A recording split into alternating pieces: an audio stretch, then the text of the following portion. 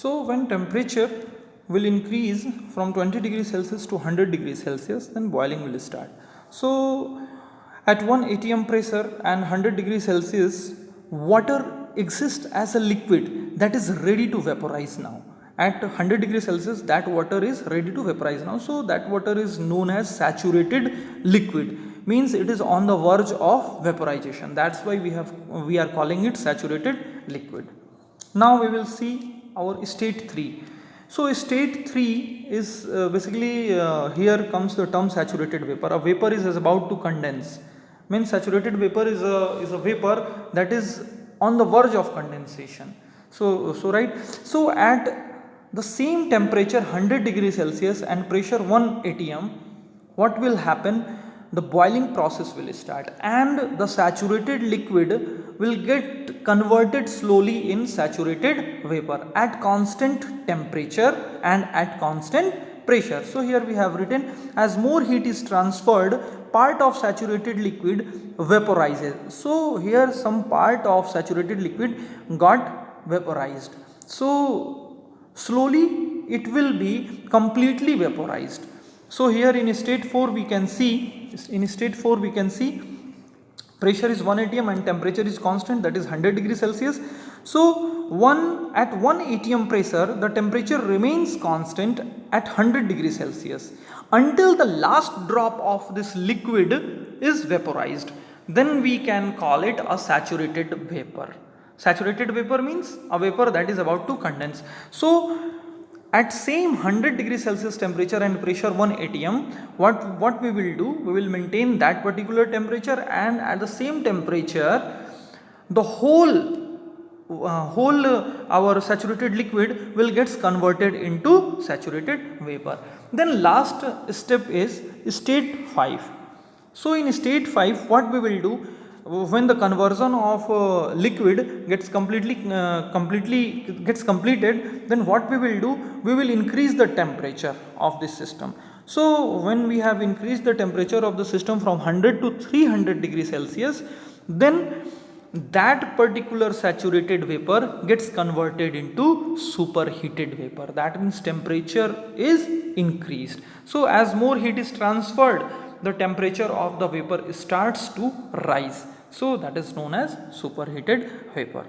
So what we have seen here, students, we have seen in state 1 the pressure was 1 atm and temperature was 20 degrees Celsius, and we were supplying heat to the system. Then what happened? The temperature of the system got increased and the temperature became 100 degrees Celsius, and the liquid got converted, the compressed liquid get converted into saturated liquid. And then what happened in state 3, that saturated liquid gets slowly converted into saturated vapor, and after some time in state 4, that particular saturated liquid completely gets converted into saturated vapor. And again, when we have increased the temperature of the system, so from 100 degrees Celsius we have increased the temperature by 200 degrees Celsius, that is final temperature is 300 degrees Celsius, then that system of saturated vapor become superheated vapor. So now we will see graph. So in graph we will try to understand that how the temperature and pressures are constant, right, how the volume got increased. So here we can see, if the entire process between state 1 and 5 described in figure is reversed by cooling the water while maintaining the pressure at the same value, the water will go back to state 1. That means it is saying, as we have supplied heat from state 1 to state 5, so what happened here from state 5 to 1 again we come back if we want. So what will happen here it is clearly written in the figure, if we reverse the processes by cooling the water while maintaining the pressure at the same value, the water will go back to state 1, retracing the same path, and in so doing the amount of heat released will exactly match the amount of heat added during the heating process. Means that much amount of heat we have added to take the state 1 to state 5, that much amount of heat we will be taking out from when we will reverse the path, and when we want to take this particular state 5 to state 1, so that much amount of heat we have to take out. So this is basically temperature and volume graph. So here we can see from state 1 to 2, this is compressed liquid. We have increased the temperature from 20 degrees Celsius to 100 degrees Celsius. So what happened, the volume of liquid got increased, right? Volume of liquid got increased, and the subcooled liquid become our saturated vapor. So here we can see that compressed liquid become saturated liquid from state 1 to 2. Compressed liquid become saturated liquid.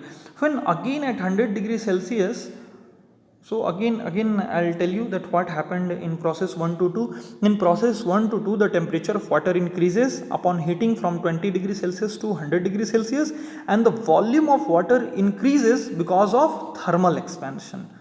Then here from 2 to 3 and 3 to 4, what happened? 2 to 4 taking, what happened? The water starts boiling at state 2 and boiling in at state 4. So this phase change from liquid to vapor occurs at constant temperature. So 100 degrees Celsius is the constant temperature, right? So the pressure being constant also at 1 atmospheric pressure. So there is a large increase in volume. We can see in the x axis that 0.2 volume and 0.4 volume, there is a large difference. And the last state is 4 to 5. The last process is 4 to 5. So the vapor is heated to about 300 degrees Celsius. So volume of vapor increases from V4 to V5 here, right? So in this way we have seen that what happened from state 1 to state 5, and how a liquid gets converted into superheated vapor. So that's all for today's class, dear students. We will discuss the remaining topics in the next class. Thank you.